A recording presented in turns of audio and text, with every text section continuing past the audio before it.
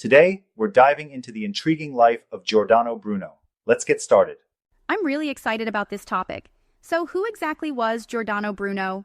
Well, he was an Italian philosopher, theologian, and visionary thinker from the Yeah, 16th century who challenged the conventions of his time. sounds like a fascinating guy.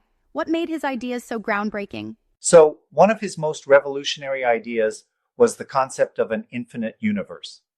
He believed that the stars were distant suns, each Mm-hmm. surrounded by their own planets, possibly harboring life. Wait, so he was talking about extraterrestrial life back then?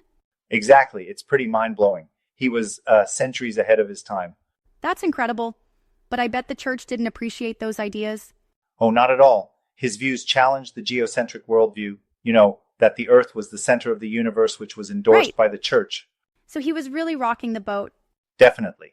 And he also embraced pantheism, the belief that God is present in all aspects of the universe, which blurred the Yeah, lines between traditional theology and philosophy. that must have been considered heretical. Exactly. Plus, he was highly critical of religious authorities and their rigid doctrines. He advocated for freedom of thought and individual inquiry over blind faith. He was really ahead of his time. But didn't that put him in danger?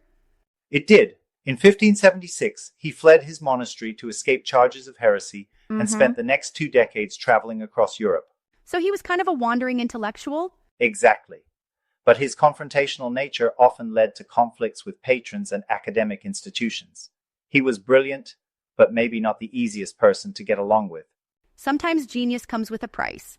Right? And in 1591, he was lured back to Italy under false pretenses and arrested by the Roman Inquisition. That's terrible. They set a trap for him. Yeah, and he spent 7 years in prison, enduring harsh conditions and interrogations, but he refused to recant his views. That's some serious conviction. But do you think he could have, maybe found a way to, I don't know, be more tactful? Perhaps, but then his message might not have been as powerful. It's like if you dilute the truth, it loses Yeah, its impact. good point. His unwavering stance made his legacy stronger. Exactly. Unfortunately, it led to his execution. In 1600, he was burned at the stake in Rome's Campo de Fiori. That's so tragic, but isn't there a statue of him there now? Yes, in 1889, a statue was erected at the very spot where he was Right. executed as a symbol of the enduring fight for intellectual freedom.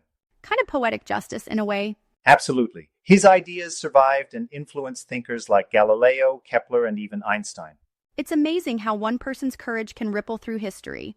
It really is. His life is a powerful reminder of the importance of standing up for one's beliefs. Definitely. But I sometimes wonder if he could have made more impact if he'd, been less confrontational. Maybe, but perhaps his defiance was necessary to challenge the status quo. It's like it's like trying to move Yeah. a mountain. Sometimes you have to use dynamite. Ha, that's one way to put it. Exactly. And his sacrifice wasn't in vain. It highlighted the need for intellectual freedom, paving the way for future progress. So, in a sense, he was a martyr for free thought. Absolutely. And that's why his legacy is so important even today.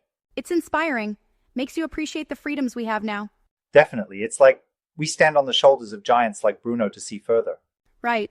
Well said. This has been a fascinating discussion. It really has. Thanks for exploring this topic with me. Anytime. Looking forward to our next deep dive.